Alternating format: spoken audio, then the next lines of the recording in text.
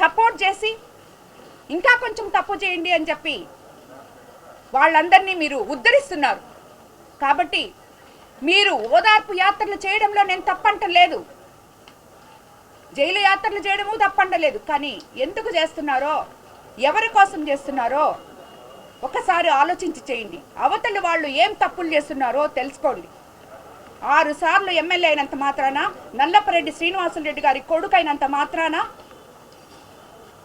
అతని వల్ల అతని కుటుంబం పరువంతా పోయింది కానీ ఏమీ మిగల్చలేదు.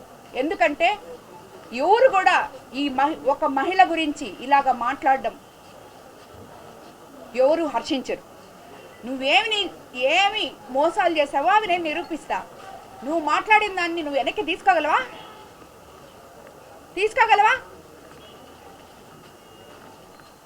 ఇది కరెక్ట్ కాదు. ఇలాంటి వాళ్ళ కోసం మీరు ఇంత వ్యయ ప్రయాసలు కోర్చి ప్రభుత్వ ధనం మొత్తం వ్యర్థం చేసి ఇలాగా రావాల్సిన అవసరం లేదేమో అని నేను అనుకుంటున్నాను.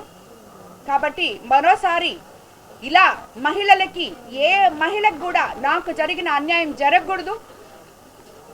దానికోసమనే ఇంతమంది మహిళలు ఈరోజు వైఎస్ఆర్సీపీలో ఉన్న నాయకులు 40 ఏళ్ళ నుంచి ఉన్న వాళ్ళందరూ ఈరోజు వచ్చి మళ్ళీ ఈరోజు కూడా నాతో కలిసి నడుస్తామని చెప్పి వచ్చారు.